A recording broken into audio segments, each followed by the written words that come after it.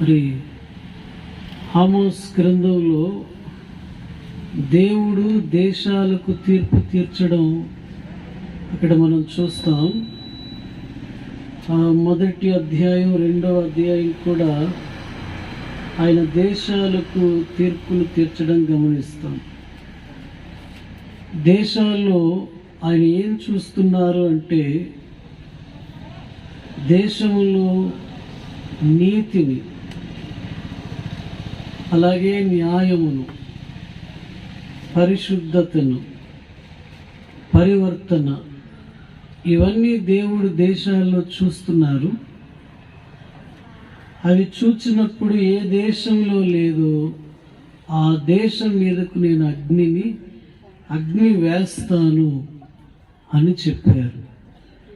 ఇప్పుడు మనం చూసిన రెండవ అధ్యాయంలో ఉన్న దేశం మోయాబు. ఈ దేశం చేసిన పాపం అక్కడ మనం 1లో చదివాము. ఎదోము రాజు ఎముకలను కాల్చి సున్నము చేసిరి. హల్లెలూయా. అంటే ఈ దేశస్థులు పగ చాలా క్రూరమైనది.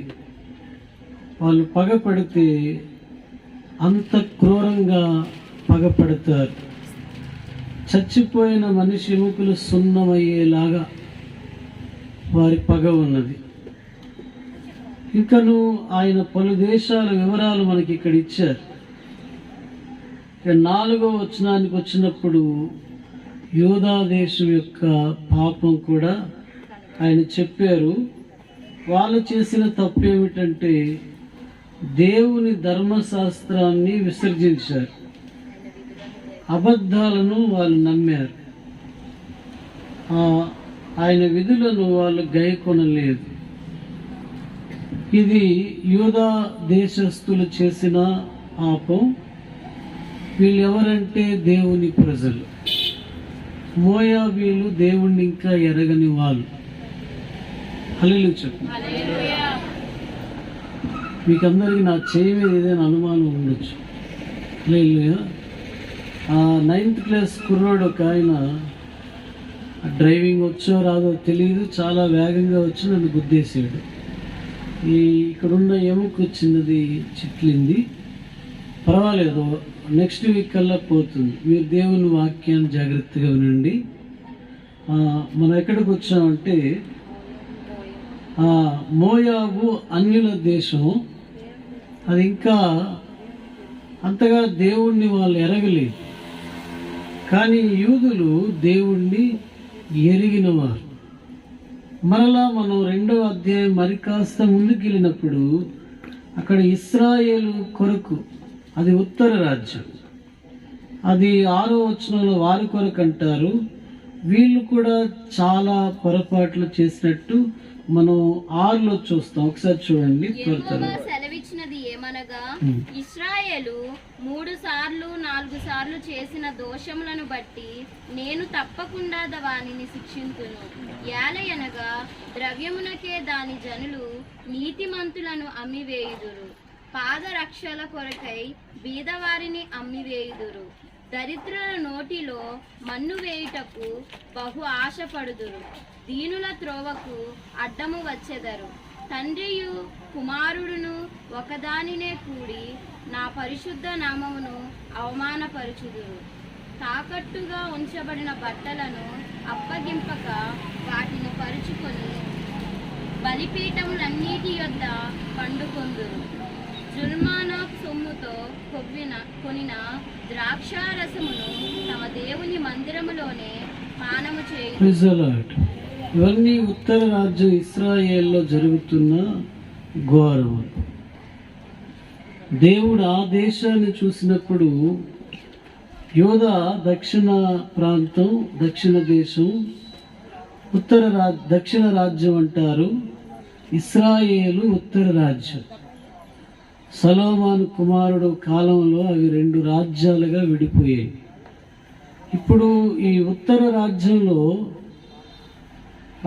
ఇశ్రాయేలీలు చేస్తున్నది ఏమిటంటే నీతిమంతులను అమ్మేస్తున్నారు ధనం కోసం. పేదవాళ్ళను బాధ పెడుతున్నారు. పాదరక్షలంటే జోళ్ళు కోసం పేదవాళ్ళను కూడా అమ్ముతున్నారు. ఇంకా తండ్రి కొడుకు ఒక్క స్త్రీతోనే ఉంటున్నారు. ఇది ఆయన పరిశుద్ధ నామమునకు ఎంతో భయంకరమైన తప్పులు వాళ్ళు చేస్తున్నారు. అందుకు దేవుడు ఇశ్రాయేలు మీద కూడా అగ్నిని వేస్తున్నానని చెప్పారు. ఇంకా మనము మరొక దేశం మనం చూస్తే అది తూరు, మొదటి అధ్యాయం 9లో అది రాస్తుంది చూడండి. యెహోవా సెలవిచ్చినది ఏమనగా, తూరు 4 సార్లు చేసిన దోషములను బట్టి నేను తప్పకుండా దానిని శిక్షింతును. యాలయనగా దాని జనులు సహోదర నిబంధనను జ్ఞాపకమునకు తెచ్చుకొనక పట్టబడిన వారినందరినీ ఏదేమీయులకు అప్పగించిరి. Praise the Lord. తూరు నిబంధనలో ఉంది, వాళ్ళ సహోదరులకు నిబంధన చేశారు, కానీ వాళ్ళు తిరిగి అప్పగించేశారు. అంటే వాళ్ళు మాట తప్పిపోయారు. దేవుడు దానికి కూడా వాళ్ళకు కూడా శిక్షను పంపిస్తున్నారు. అలాగే ఎదోము పాపం మనకు 11లో కనిపిస్తుంది. ఎదోము దేశం పాపం కూడా మనం చూద్దాం. యెహోవా సెలవిచ్చినది ఏమనగా, ఏదోము 4 సార్లు చేసిన దోషమును బట్టి నేను తప్పకుండా వానిని శిక్షింతును. యాలయనగా వాడు కనికరము చాలించుకొని ఖడ్గము పట్టుకొని ఎడతెగని కోపముతో తనకు సహోదరులకు వారిని మానక చీల్చుచూ వచ్చెను. హల్లెలూయా. ఎదోము నరహత్య కలిగిన దేశం. వీళ్ళు ఎక్కువగా నరహత్యలు చేశారు. అందుచేత దేవుడు ఆ దేశమును చీల్చివేస్తాడు, దాని మీదకు అగ్ని వేస్తాడు. ఇంకా కొన్ని దేశాలు ఉన్నాయి. ఆ దేశాల్లో దమస్కు ఒకటి ఉంది, గాజా ఒకటి ఉంది. తర్వాత మనం చదివేసుకున్న మోయాబు, యూదా. దేవుడు దేశాల్లో ఏం చూస్తారు అని అన్నప్పుడు నీతి న్యాయములు చూస్తారు. మరలా ఇంకా దేవుడు దేశాల్లో ఏం చూస్తారంటే పరిశుద్ధత చూస్తారు. ఇంకా దేవుడు దేశంలో చూసేది ఏమిటంటే సత్ప్రవర్తన చూస్తారు, సత్క్రియలను చూస్తారు. దేశములోను అంటే దేశంలో ఎవరున్నారు? మనుషులున్నారు. Praise the Lord. ఈ దేశాలలో ఇవి ఉంటేనే దేవుడు ఆ దేశం విషయంలో ఆనందిస్తారు.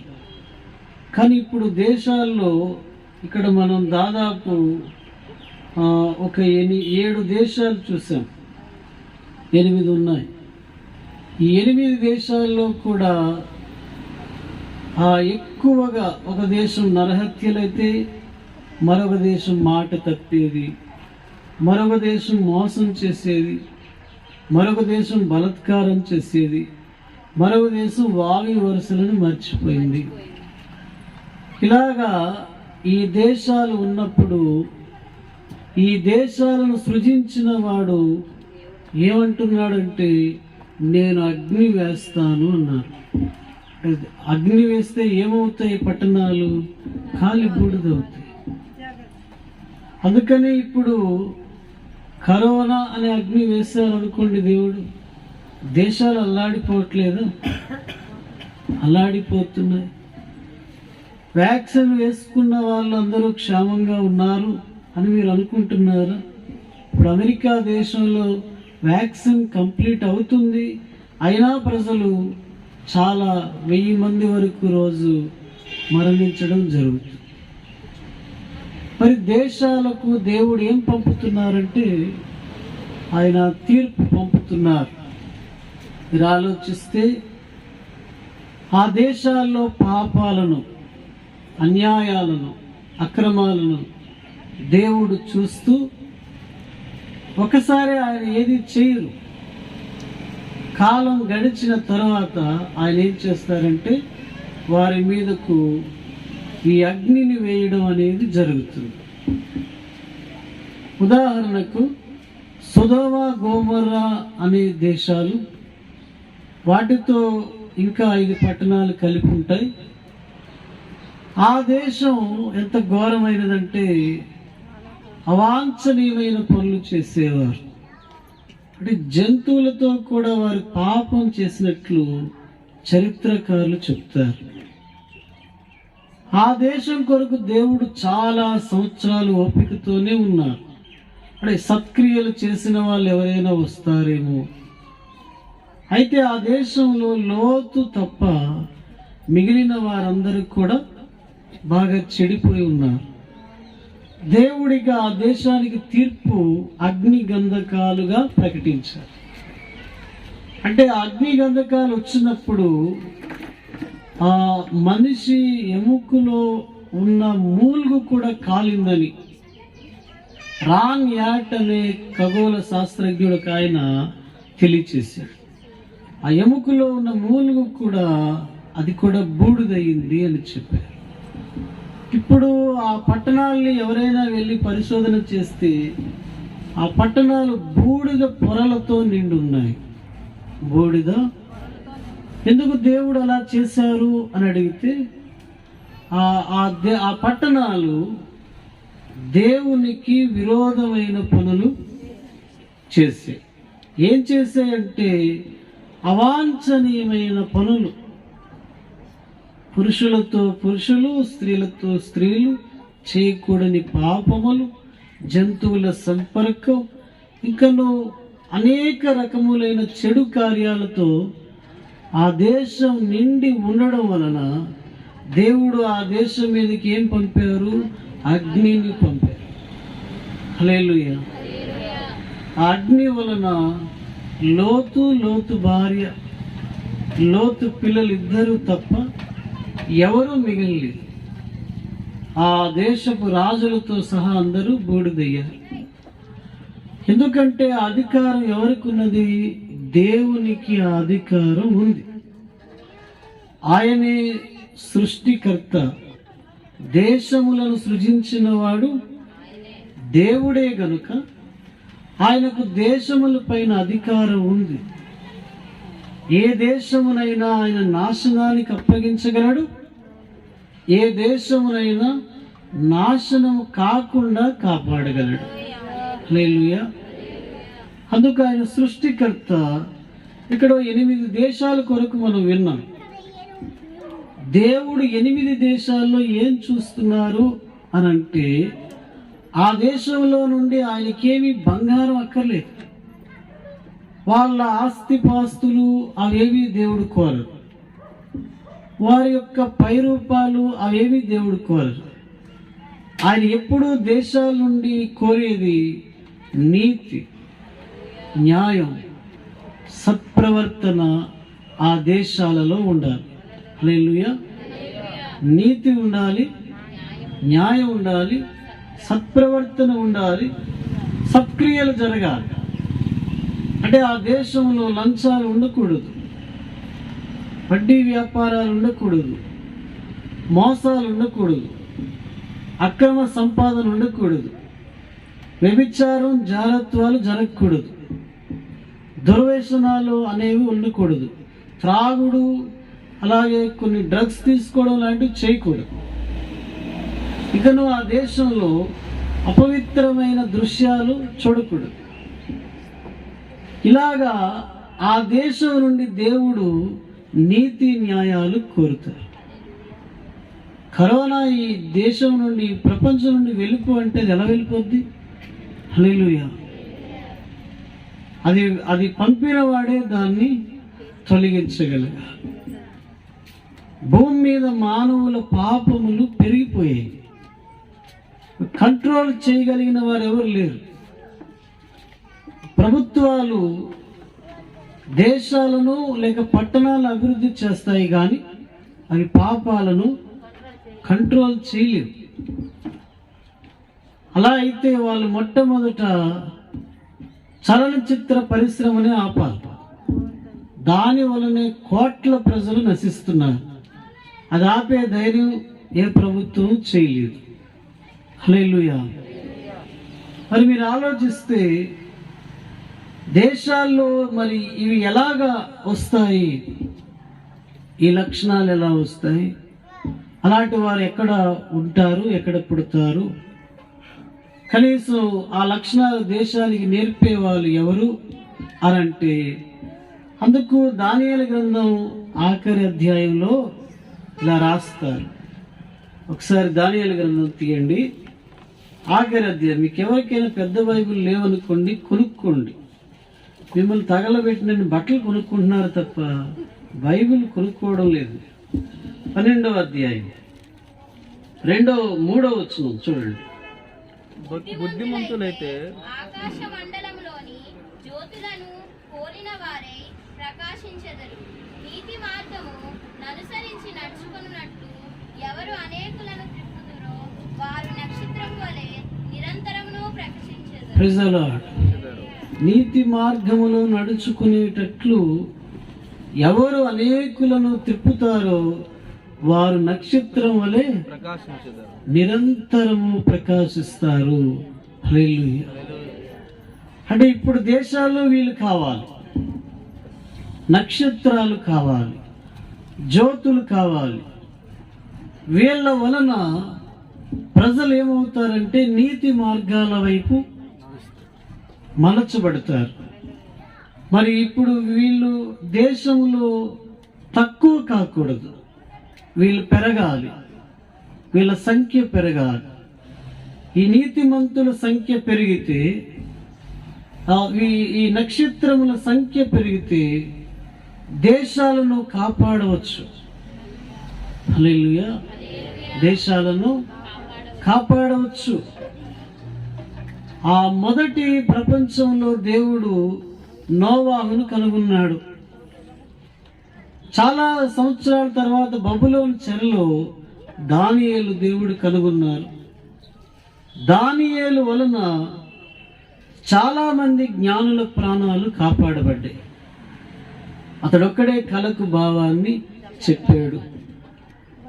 ఇప్పుడు మనకు నక్షత్రాలు కావాలని దేవుడు అడుగుతున్నారు. ఇంత చిన్న పిల్లవాడి నుండి వృద్ధుడు వరకు ఎవరు నక్షత్రాలు? ఎక్కడా నక్షత్రాలు లేవు.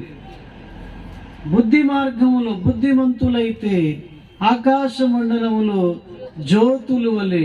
బుద్ధిమంతులు ఎక్కడున్నారు? వీళ్ళు కొదువుగానే ఉన్నారు. బుద్ధిమంతులు లేరు. మనుషులను నీతి మార్గంలో నడిపించే నక్షత్రాలు లేవు.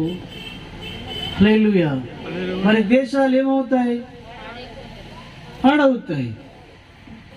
ఒక సినీ హీరో దేశంలో సగం మంది హీరోయిజానికి నడిపించగలుగుతున్నాడు.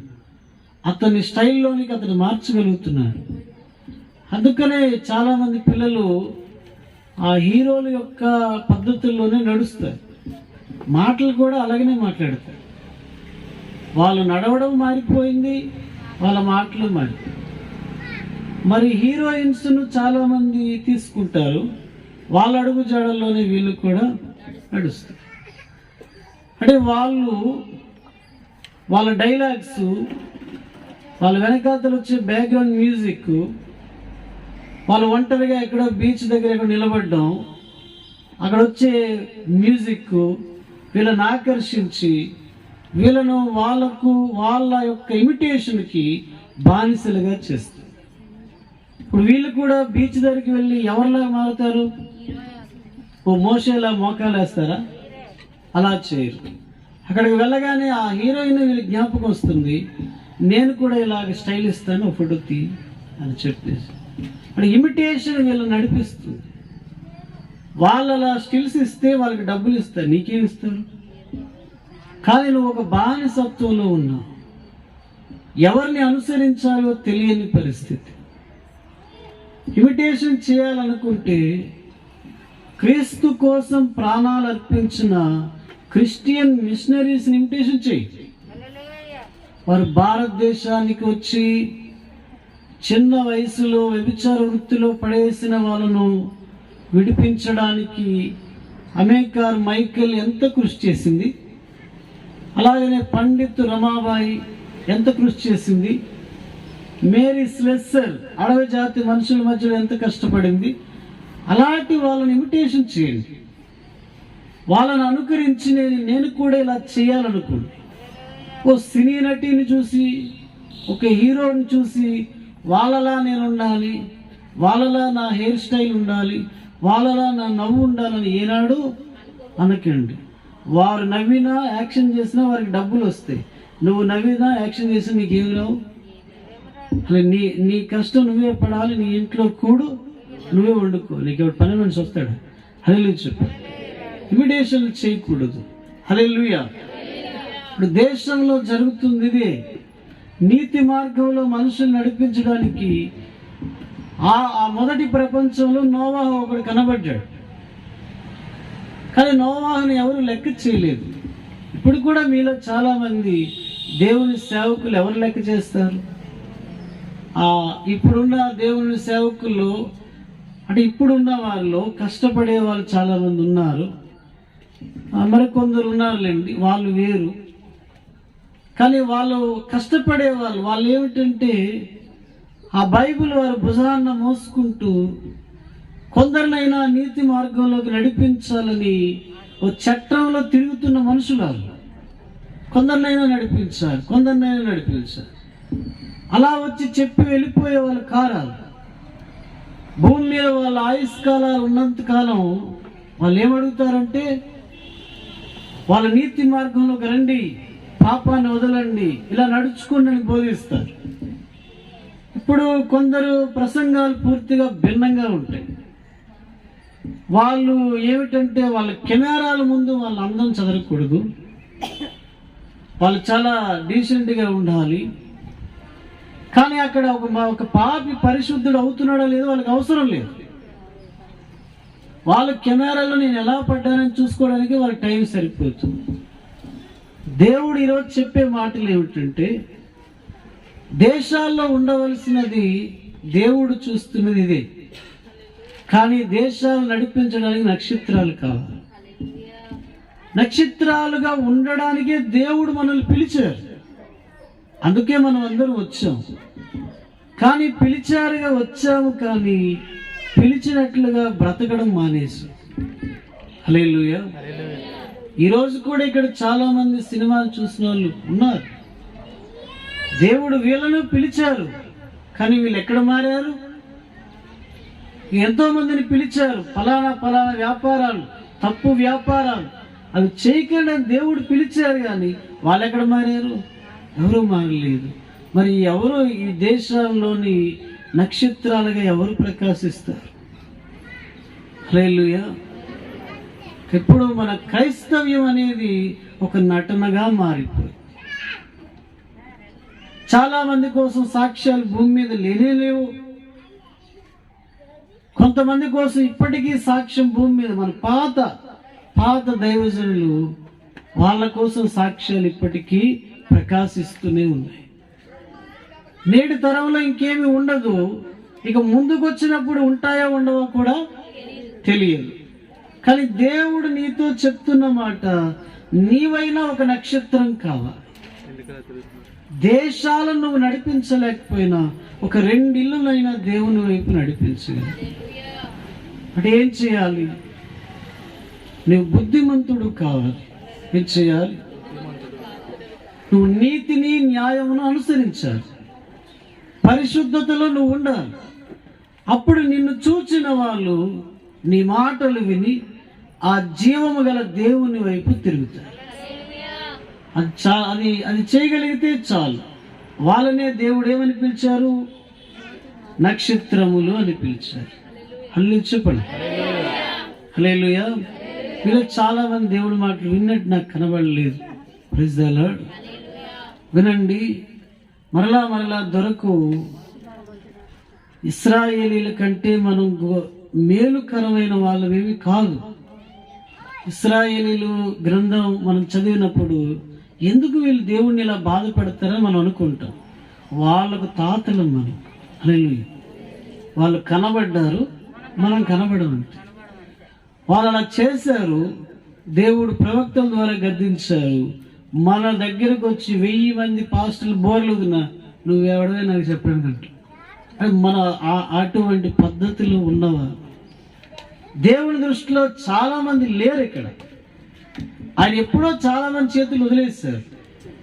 ఆయన ఏమనుకున్నారంటే వీళ్ళకి మార్పు చెందరు, వీళ్ళని నేను భ్రష్టాత్మకు అప్పగించేశాను, వీళ్ళు తీర్పు దినం వరకు ఆత్మహత్యనే ఉంటారా, మీరు ప్రయత్నం చేయండి కావాలంటే. వాళ్ళు మీరు తాకిన వాళ్ళ మనసు మారదు, వాళ్ళు పిలిచిన వాళ్ళ స్పందన రాదు. అంటే దేవుడు ఒక ముద్ర వేసేసాడు, ఇతను ఇక మార్పు పొందడు, ఇతను ఎప్పటికీ తగ్గించుకోడు, ఇతను ఏనాటికి నా దగ్గరికి రాలేడు అని ఒక ముద్ర వేసి వదిలేస్తాడు కొందరిని. అయితే వాళ్ళు చర్చలకు వస్తారు కానీ తీర్పు దినాన్ని వారు లెక్క తేలుతూ. హల్లెలూయా. తీర్పు దినాన్ని అలాంటి లెక్క ఒకటి ఉందని కూడా చాలా మందికి తెలియదు. దేవుడు చాలాసార్లు ఓపికతో మన విషయంలో ఉంటారు, వినకపోతే మాత్రం మనల్ని ఎవరికి అప్పగిస్తారని కొత్త నిబంధనలో రాస్తుంది, భ్రష్ట మనస్సుకు అప్పగిస్తారు. ఇక వాడు ఎట్టగే వాడి జీవితం అంతా కూడా చర్చకు వస్తాడు కానీ వాడు దేవునికి స్వాచ్ఛంగా మారలేడు. హల్లెలూయా. అలాంటి వాళ్ళు కొందరు ఉన్నారు ఇక్కడ. దేవుడు వాళ్ళని అప్పగించారు. మీ కొరకు మేము ఎంతో ప్రార్థన చేయాల్సి ఉంటుంది. ప్రభువా ఆ ఆత్మ నుండి వాళ్ళను విడిపించు అని మేమే కాదు చాలా మంది అడగాలి. అప్పుడు దేవుడు కనికరిస్తే తప్ప మీరు ఆయన దగ్గరికి రాలేరు. నువ్వు భూమి మీద ఎన్ని సుఖ సౌకర్యాలు అనుభవించినా దేవుడు లేకపోతే ఎందుకు ఆ బ్రతుకు? ఓ రోజు చస్తే నువ్వు నిలబడే తీర్పులోనే, నువ్వు ఇంకెక్కడా నిలబడవు. ఆ తీర్పులో నీ పేరు లేకపోతే దేనికి? ఎప్పుడైనా సరే దేవుణ్ణి సంపాదించుకోవడానికి నేల భూ దిగాంతాల వరకు ఇంకా ఎన్ని అడుగులు ఉన్నాయో అంతవరకు దిగిన వాడే దైవాన్ని పొందుతాడు. హల్లెలూయా. గర్వించే వాళ్ళకు ఆ దైవం ఏనాడు దక్కదు, అది చాలా కష్టం. అలాంటి వాళ్ళు కొందరు నేను ఇక్కడ చూశాను. దేవునికి వాళ్ళని అప్పగించేశాను. ప్రభువా వీళ్ళని మీకు అప్పగిస్తున్నా. హల్లెలూయా. అందుకు వాళ్ళ జోలికి వెళ్ళను, వాళ్ళకి పిలవను, వాళ్ళ గురించి ఏమీ ఆలోచించను. వాళ్ళు అలా దేవునికి అప్పగించి విడిచిపెట్టేశారు. దేవుడే చూసుకుంటారు. ఎందుకంటే నిజమైన క్రైస్తవుడు అన్నిసార్లు కఠినంగా మారలేడు. వాడికి 2-3 సార్లు వచ్చే మాటకి వాడు లోబడిపోతాడు. ఎవరైతే అంత హార్డ్గా ఉన్నారో వాళ్ళను దేవుడికి ముద్ర వేశారు అని మనం అర్థం చేసుకోవాలి. హల్లెలూయా. ఇప్పుడు మీరు వినండి, దేశంలో దేవుడు కోరుకున్నది ఏమిటంటే న్యాయము, నీతి. హల్లెలూయా. ఇంకను పరిశుద్ధత, ఇంకను సత్క్రియలు, సత్ప్రవర్తన, ఇవే దేవుడు దేశంలో కోరుకుంటున్నారు. మరి ఏవి ఆయన దేశంలో? మరి ఇవి మనుషుల్లో కూడా కనబడాలి. ఇప్పుడు ఇవి లేకనే వరదలకు దేశాలు ఉడుకుతున్నాయి. కొన్ని దేశాలు ఉగ్రవాద పాలన కిందకు పోతున్నాయి. ఇక రకరకాల ఘోరాలు దేశాల్లో జరుగుతున్నాయి. మమ్మల్ని రక్షించండి అని మనుషుల్ని ఆశ్రయిస్తున్నారు కానీ దేవుణ్ణి ఆశ్రయించలేకపోతున్నారు. ఇగో మీ చేతిలో ఉన్న ఈ గ్రంథం మానవ కోటికి దేవుడిచ్చింది. సాక్షాత్తు దేవుడు దీని గ్రంథకర్త. అలాంటి ఈ గ్రంథాన్ని ఎవరు స్వీకరించడం లేదు. చాలా మందికి ఈ గ్రంథం ఇచ్చినను వాళ్ళు దాన్ని లెక్క చేయట్లేదు.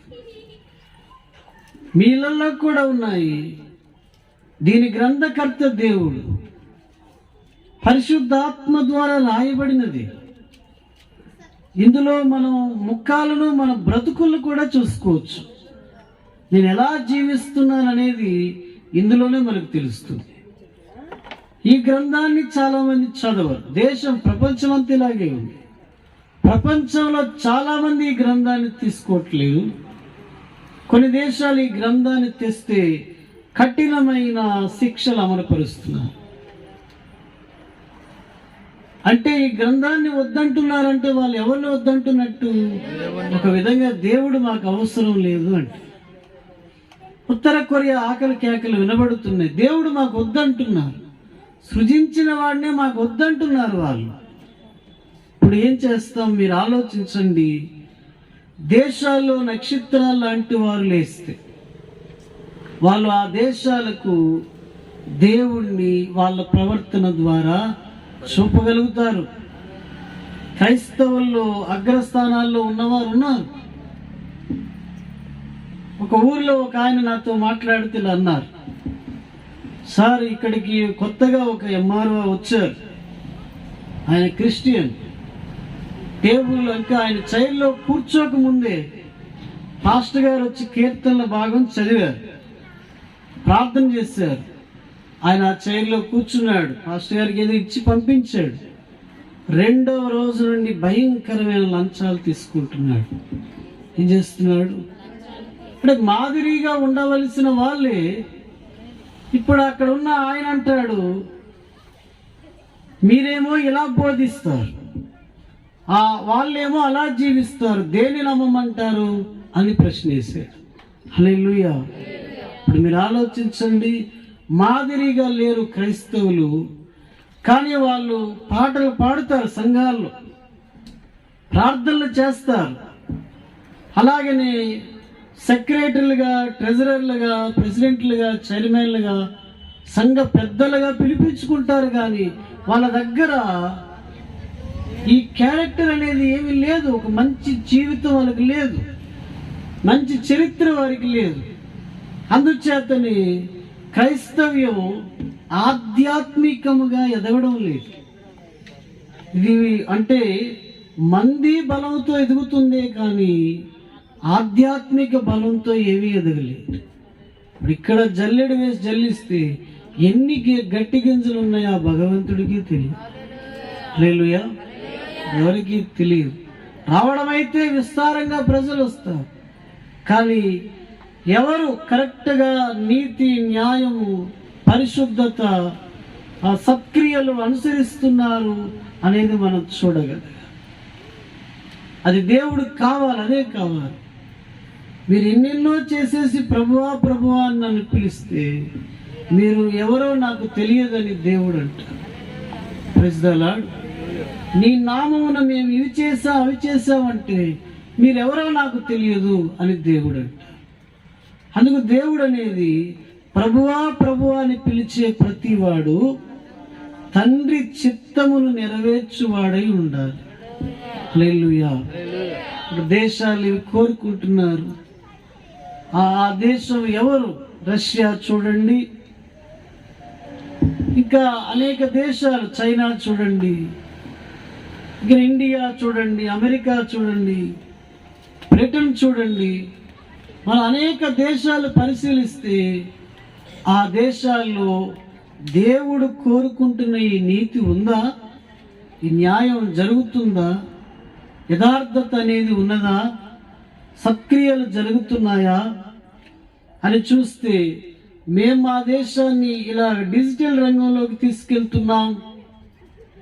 రానున్న దినాల్లో ఇంకా కొత్త కొత్త పరికరాలు కనిపెడతాం, ఇవి చెప్పుకుంటున్నారే కానీ ఆ దేశాల్లో చెడుతనం జరగకుండా ఏ నాయకుడు ఆపడం లేదు.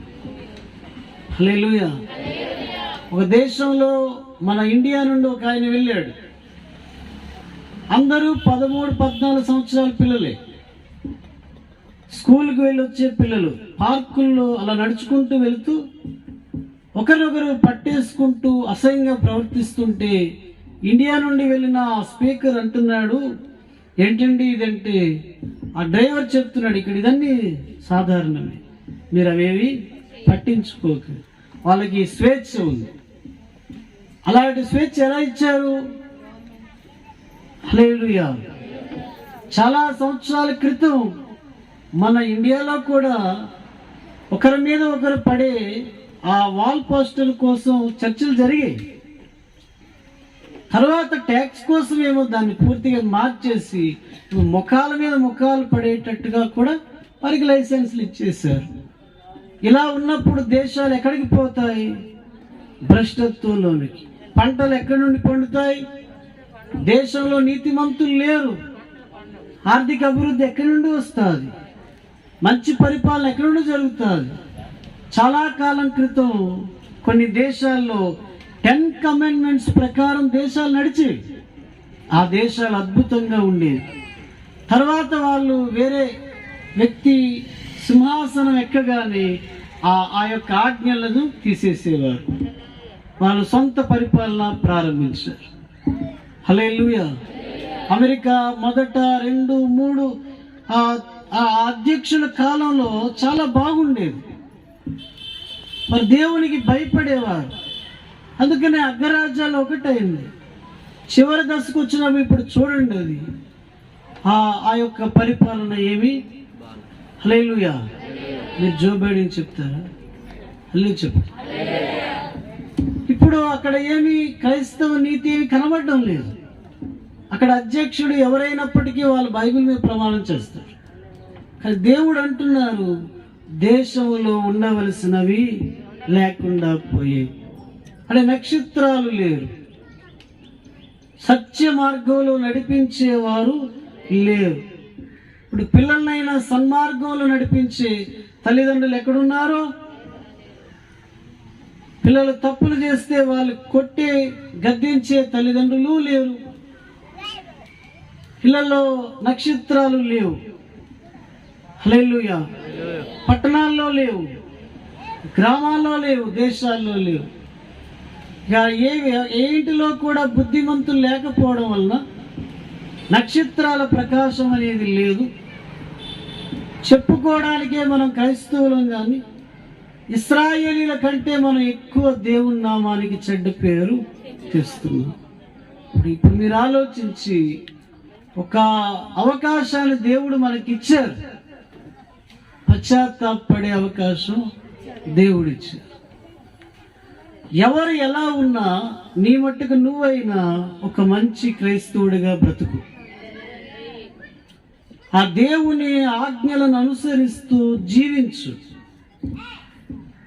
కనీసం నీ ఇంటిలో పవిత్రత ఉండేలా చూసుకో. అంటే టీవీనే బంద్ చేయలేని వాడివి నువ్వు దేవుని కోసం ఏమి నిలబడతావు? హల్లెలూయా. చిన్న చిన్న విషయాల్లోనే మీకు త్యాగాలు లేనప్పుడు మీరు పెద్ద పెద్ద కార్యాలు చేయలేరు. అందుకు దేవుడు అనేది, దేవుడు కోరుకున్నది మనం ఇవ్వగలిగితే, మన నుండి ఆయన కోరుకున్న సత్క్రియలు మనం ఇవ్వగలిగితే, ఆయన అడిగిన పరిశుద్ధత మనం ఇవ్వగలిగితే, మన దేశం, మన ఇల్లు, మన కుటుంబాలను దేవుడు వృద్ధిలోనికి తెస్తారు. హల్లెలూయా.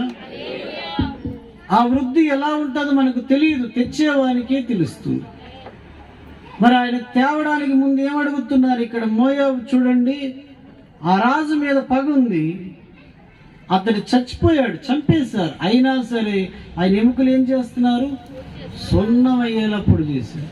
అంటే పగ ఎలాగుంది? ఇప్పుడు దేశాల్లో ఏముంటుంది? పగ. హల్లెలూయా. కుటుంబాల్లో ఏముంటుంది? పగ. పగ ఉంటే మీరు ఎవరినైనా చూడడానికి వెళ్ళగలరా? హల్లెలూయా.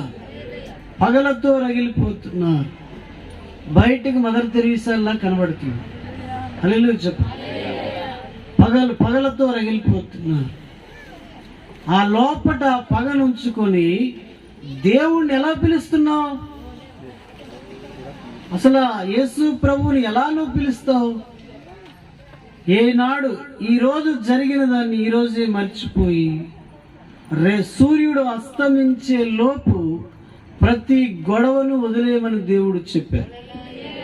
కానీ మనది రాయలసీమ. హల్లెలూయా. అంత త్వరగా వదిలే పరిస్థితి లేదు, కొనసాగాలి. గొడవ ఎప్పుడు జరిగినా అది 30-50 సంవత్సరాలైనా ఇంక నిన్న జరిగినట్టే ఉంటాయి. ఇక్కడ అందరు అలాంటి వాళ్ళు ఉన్నారా? హల్లెలూయా. ఈ మోయాబు చూడండి, ఇది పాపం. యోధా చూడండి, ధర్మశాస్త్రాన్ని విసర్జించింది, దేవుని వాక్యాన్ని లెక్క చేయడం లేదు, దేవుని మాటలు గైకొనడం లేదు. మరి యోధా పాపానికి దేవుడు శిక్షను పంపారు. ఇశ్రాయేలు పాపం చూడండి, వాళ్ళేమో ప్రజలు నీతిమంతులు ధనం కోసం అమ్మేస్తున్నారు, పాదర జోళ్ళు కోసం పేదవాళ్ళని అమ్ముకుంటున్నారు. ఇకను కొన్ని తప్పుడు వ్యాపారాలు చేస్తున్నారు. తండ్రి కొడుకు ఒక స్త్రీతోనే ఉంటున్నారు. మరి వీళ్ళ పాపం ఇంకా ఎక్కువై ఉంది. హల్లెలూయా. ఇక చూడండి, ఎదోము పాపం చూస్తే నరహత్యలు చేస్తుంది. వాళ్ళు ఇలా ఉన్నప్పుడు దేవుడు దేశాల మీదకు తీర్పును పంపడంలో ఎటువంటి అన్యాయమైన ఉందా? హల్లెలూయా చెప్పండి. ఆమోసు యాజకుడు కాడు, అతడు సేవకుల కుటుంబం నుండి వచ్చినవాడు కాదు. ఆయనకు పశువులు కాపరు, మేడి పండ్లు ఏరుకునేవాడు, పశువులు కాచుకునేవాడు. ఆయన ఈ ప్రకటనలు చేస్తుంటే రాజులు అదిరిపడ్డారు. వాళ్ళంటున్నారు, ఇక్కడ వద్దు, వేరే చోట నువ్వు చెప్పుకో, ఇక్కడ వద్దని అన్నారు. ఆయన అన్నారు, నేను యాజకుడిని కాను, ప్రవక్తను కాను, దేవుడు నన్ను పిలిచి చెప్పమన్న మాటలు నేను మీకు చెప్తున్నాను అన్నాడు. హల్లెలూయా. అంటే పశువులు కాసిన వాడైనా అతడు నిజాయితీగా ఉన్నాడు. నువ్వు గవర్నమెంట్ ఉద్యోగం అయినా నీలో నిజాయితీ లేదు. హల్లెలూయా. చదువు తక్కువైనా నీతిగా బ్రతికిన వాళ్ళు ఉన్నారు. అంత చదువు ఉన్నా నీకు నీతి లేదు. మరి ఎందుకు ఆ చదువు, సంస్కారం లేని చదువు చదువుతున్నావు? సంస్కారం లేదు. టీచర్స్ అదే గురు పూజోత్సవం వచ్చినప్పుడు ఈ విద్యార్థులు వాళ్ళ కాళ్ళు కడుగుతారు. నిజముగా గురువు వాళ్ళు కాదు, నిజమైన గురువు పరమ ప్రభు అయిన యేసు. గురువులే నిజంగా గొప్ప వాళ్ళని మీరు అన్నట్లయితే వాళ్ళెందుకు పాపాలు చేస్తున్నారు? మిమ్మల్ని పాస్ చేయిస్తాం, మా గదికి రమ్మని ఎందుకు పిలుస్తున్నారు? వాడు నిజంగా గురువు అయితే అలా పిలుస్తాడా? హల్లెలూయా. వాళ్ళ కాళ్ళు కడుగుతుంటే ఇలా దేవతల్లా ఫీల్ అయిపోతున్నారు. హల్లెలూయా. నిజమైన గురువు యేసు క్రీస్తే. హల్లెలూయా. వాళ్ళ కాళ్ళు కడిగే కార్యక్రమం ఉన్నప్పుడు నా పిల్లల్ని పంపను. మనం మొక్కవలసింది జీవాధిపతికే తప్ప మనుషుల పాదాలకి కాదు. హల్లెలూయా. మీరు కూడా అలాగనే ఉండండి. ఎవడి దగ్గర పడితే ఆడి దగ్గర పడిపోతుంటారు. దేవునికి స్తోత్రం. మీరు అసలు వ్యక్తిని కనుగొని ఆయన పాదాల మీదనే పడండి. దేశాల్లో దేవుడు కోరుకుంటున్నది ఎవరిస్తారు? నక్షత్రములుగా దేవుడు తయారు చేయాలని చూస్తున్నారు. సమూయేలు, హన్నాకు పుట్టినవాడు సమూయేలు ఒక నక్షత్రంగానే ఉన్నాడు.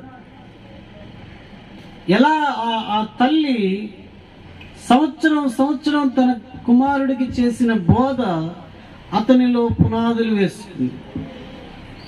సమూయేలు చనిపోయేటప్పుడు అన్నాడు, ఆ దేశ ప్రజలు పిలిచి, నేను మీ దగ్గర ఏదైనా తీసుకుంటే నాకు చెప్పండి, నేను తిరిగిస్తాను.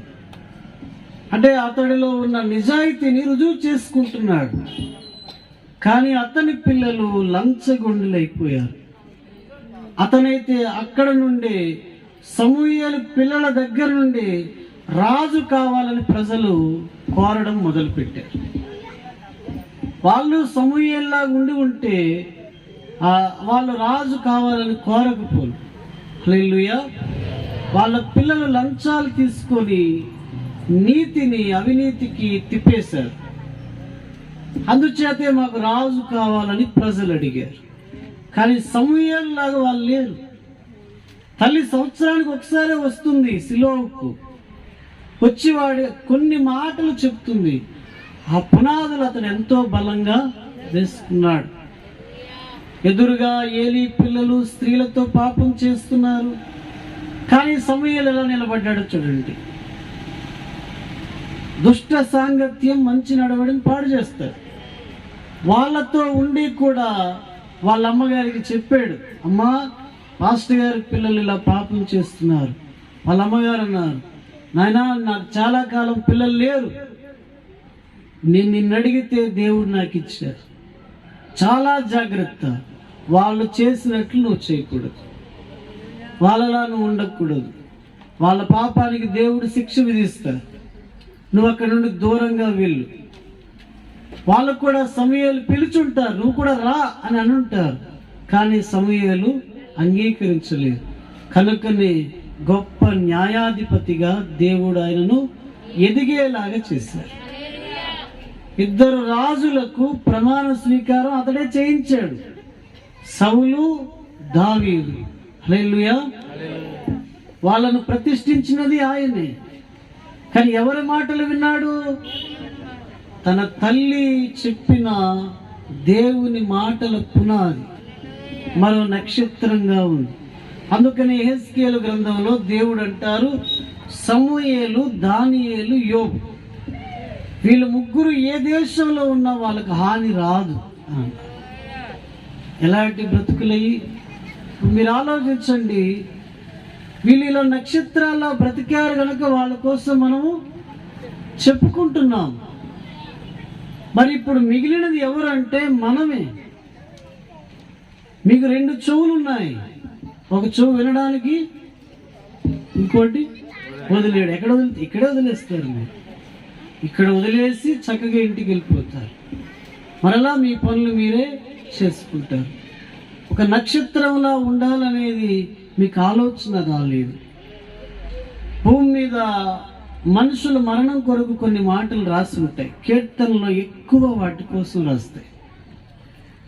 అంటే ఈ క్షణం మనది కాదని రాస్తారు, రేపటి దినం మనది కాదని రాస్తారు.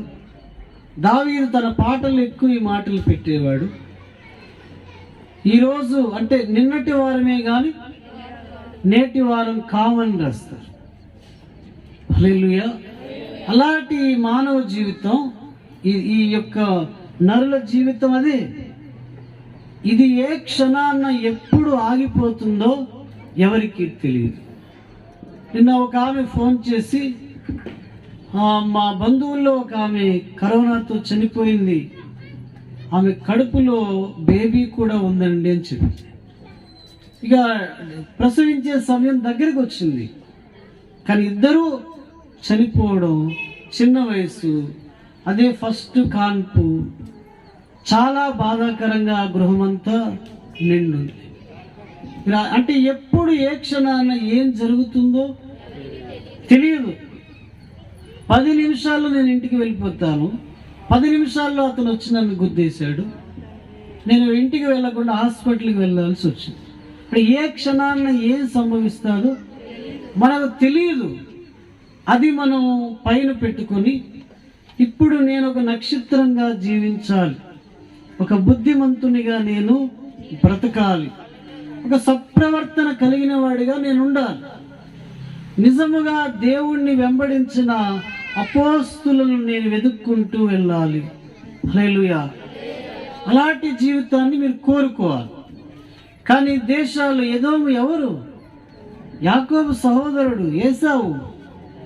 కానీ వాళ్ళ తరాలన్నీ కూడా ఖడ్గాలతోనే బ్రతుకుతున్నారు.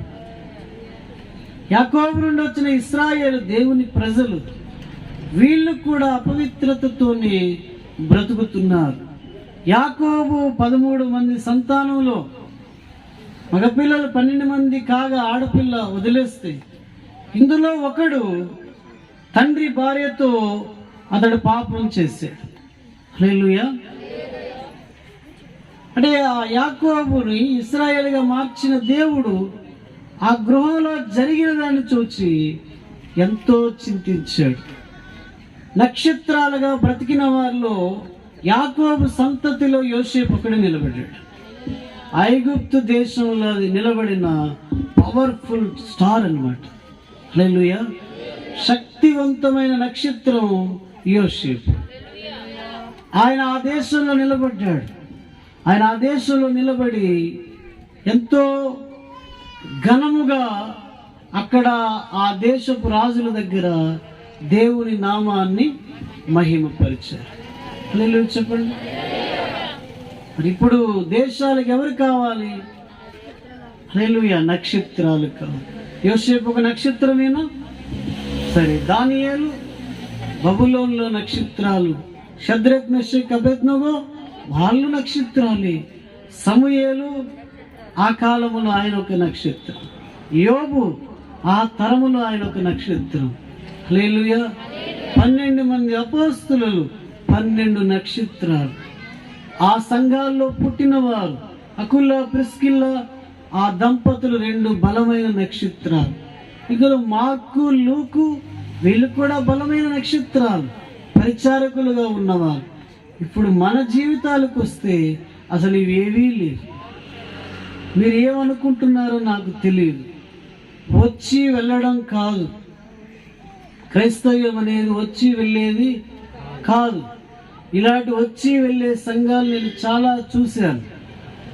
100 సంవత్సరాలు కలిగిన బాప్టిస్టు దేవాలయం చరిత్రలో మేము సంఘ సభ్యులుగా ఉన్నాం. నా తల్లిదండ్రులు మేము, వాళ్ళు ఇలాగే వచ్చి వెళ్ళేవారు. అక్కడ ఇసుకేస్తే రాలదు, విస్తారమైన ప్రజలు. అక్కడ ఏమాత్రం ఒక్కడిలో కూడా దేవునికి నచ్చిన విధానాలు ఉండేవి కాదు.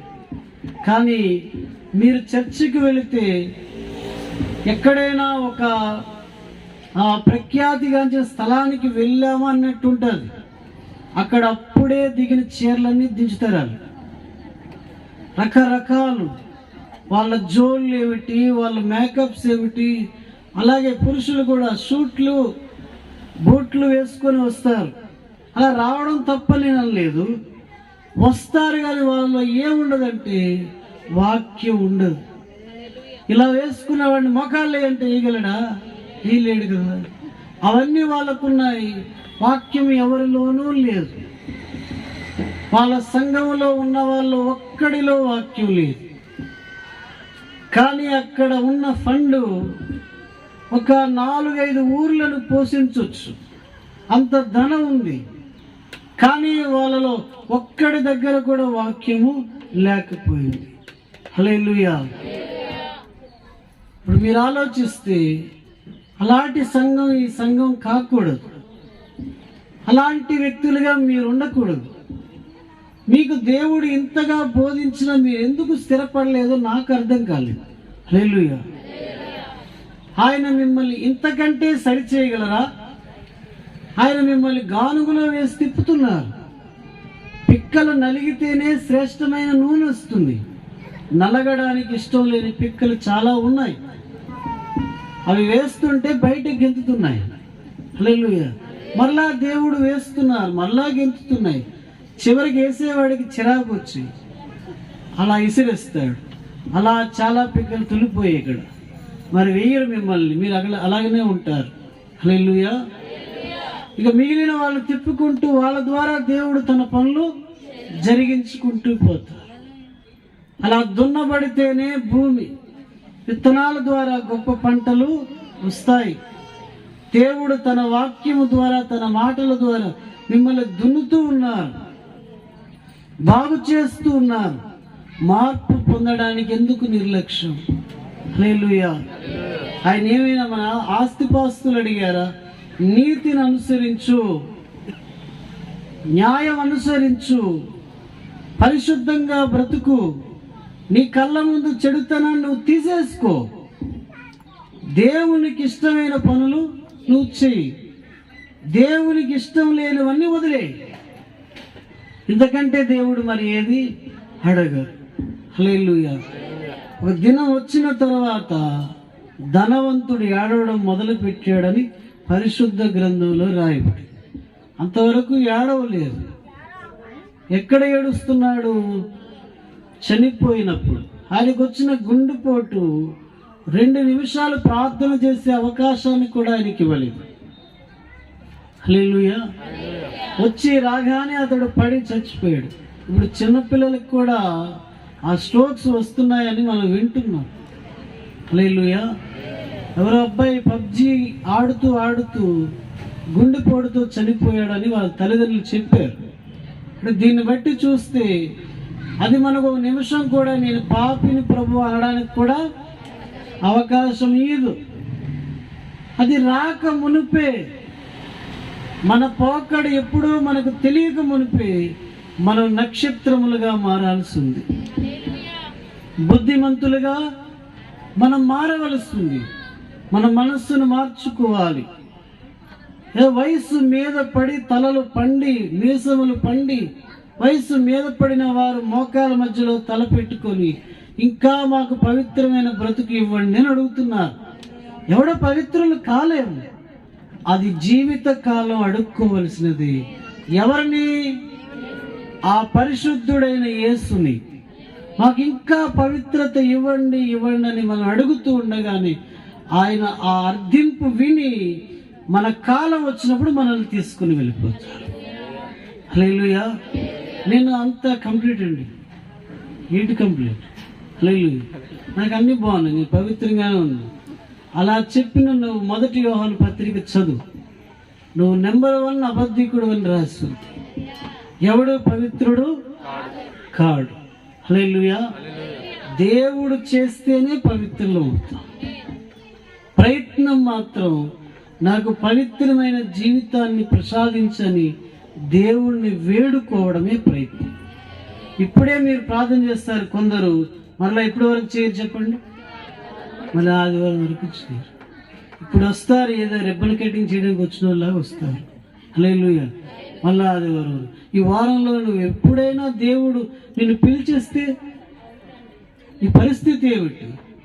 ఇక్కడ భూమి మీద దేవుడితో నీకు సంబంధం లేదు. పిలిస్తే పరలోకంలో జీవగ్రంథంలో పేరు ఉండదు. ఎక్కడికి వెళ్తావు? హల్లెలూయా. అప్పుడు కూడా గాలిలో, ఇక్కడ భూమి మీద తిరిగానండి, ఇప్పుడు గాలిలో తిరుగుతాను. హల్లెలూయా. ఒక స్థిరత్వం లేదు బ్రతుక్కి. చాలా జాగ్రత్తగా ఉండండి. వరదలు వచ్చి అమెరికాలో 45 మంది చనిపోయారని న్యూస్ చూస్తున్నాం. వాళ్ళు అనుకోలేదు అంత ఎక్కువ వస్తుందని. ఏ క్షణం ఏం జరుగుతుందో మనకు తెలియదు. ఆ బండి మీద మేము పడిపోయినప్పుడు నేను నా భార్య ఇద్దరు ఉన్నాం. ఒకవేళ మా ప్రాణాలు పోవచ్చు. చెప్పలేదు ఏ క్షణాన్ని ఏమి జరుగుతుందో, ఏ క్షణం ఏమి సంభవిస్తుందో ఎవరికి తెలియదు. అది మీ హృదయంలో పెట్టుకొని మీరు వంగకపోయారనుకోండి, అది మీ కర్మకే దేవుడు వదిలేస్తారు. ఇక అపవిత్రత మీ ఇళ్లలో ఉండనీయకండి. నేను మంచి క్రైస్తవుడిగా ఈ రోజు నుండి ఉంటానని నిర్ణయానికి రండి. ఒక అతను నన్ను ఇలా అడిగాడు, సినిమా చూడకుండా ఎలా బ్రతుకుతున్నారని. హల్లెలూయా. ఏమన్నాడు? మీరు ఎలా బ్రతుకుతున్నారు అని అడిగాడు. అదేమైనా జీవితమా? హల్లెలూయా. దేవుడు మన కోసం పరలోకాన్ని, తండ్రి దగ్గర ఉన్న స్థానాన్ని వదిలి వచ్చారు. ఆయన కోసం మనం ఈ చిన్న చిన్నవి వదులుకోలేమా? నీకోసం ప్రాణం పెట్టి రక్తం కాచిన దేవుని కోసం నువ్వు టీవీ వదలలేవా? అబద్ధాన్ని వదలలేవా? ప్రార్థనలు జరుగుతుండగా ఇళ్లలో కూర్చోవడం అనే ఆ చెడ్డ పద్ధతిని మానుకోలేవా? నేను కూడా వెళ్ళి అక్కడ ఉండాలనే ఆలోచన నీకు రావట్లేదా? మన ఎవరి పరిపాలన క్రింద ఉన్నామనేది నీకు జ్ఞాపకం ఉందా? ఇప్పుడు మనకు కళ్ళకు కనబడే ఈ ప్రభుత్వం కాదు, ఈ ప్రభుత్వాలనే సృజించిన ఆ మహాప్రభు ఒకరున్నారు. ఆయన క్రిందనే మనం ఉన్నాం. నేను రాకపోతే దేవుడికి ఎందుకండి అని మీరు అడగొచ్చు. ఎవరు సృష్టిస్తే నువ్వు వచ్చావు? హల్లెలూయా. అసలు ఈ పాత్రను ఎవడు చేశాడు? శుభ్రంగా మొక్కలు చేసేస్తే ఆ మాట నువ్వు అనకపోదు. హల్లెలూయా. నిన్ను ఉంచడమే చాలా పెద్ద తప్పు చేశారు దేవుడు. చాలా మంది అంటారు, మా నాన్న కూడా అనేవాడు, మరి అప్పుడే నేను చచ్చిపోతే బాగుండాను అనేవాడు. హల్లెలూయా. మాట వినని కాలంలో మా నాన్న కూడా అనేవాడు, లేదా నేను ఎత్తుకొని మోసాను నేను అప్పుడు చచ్చిపోయిన బాగుండేది. దేవుడు ఏమనుకోవాలి? నిన్ను చేసిన రోజునే నీ కొండ పగలగొట్టిస్తే నాకు నువ్వు ఇంత దుఃఖాన్ని కలిగించేవాడు కాదని అనుకోవాలి. కానీ ఆయన అనుకునే దేవుడు టైం ఇస్తాడు. వాడి కాలానికి వాడి కాలమే ఇచ్చేస్తాడు. వాడి కాలానికి వాడే కాలాన్ని చెల్లుబాటు చేసుకుంటాడు. అది దేవుని ఉద్దేశం. హల్లెలూయా. అసలు దేవుణ్ణి చేరడం అంటే ఒక మాట చెప్పి నేను ముగిస్తా. ఆయన ఎప్పుడైతే చేరుకున్నామో మన గ్రంథాల్లో రాస్తున్నమాట, వెలుగును చేరుకున్నామని అర్థం. చీకట్లో ఉన్న మనము దేవుడిని యేసును చేరుకున్నామంటే వెలుగును చేరుకున్నాం.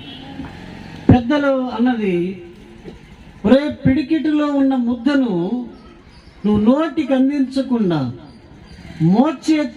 ఈ మోచేతిని నోటితో నాకుతున్నావు ఏమిటి అని అడిగారు. అంటే దాని అర్థం, దేవుడు ఆయన అని స్పష్టంగా నీకు తెలిసినప్పుడు ఇక్కడ నాకే పని నీకేముంది, ఆ ముద్ద నోటికి అందించుకో. అంటే వెలుగు తెలుసుకున్నాక ఆయన వదిలే పని నీకేమిటి, ఆయన్ని పట్టుకొని బ్రతకడం నేర్చుకో. జీవితకాలం ఆయనను పట్టుకొని బ్రతకడం నేర్చుకో. కష్టాల్లో నష్టాల్లో అన్ని సమయాల్లో ఆయన పట్టుకొని బ్రతికితే నువ్వేమిటో, అలాగే నీ ప్రభు ఎటువంటి వారో నీకు అర్థం అవుతుంది. ఆ బంధం గొప్పది. అదే భక్తి జీవితంలో మనకు గొప్ప ప్రయాణాన్ని అందిస్తుంది. ప్రార్థన చేసుకుంటాం.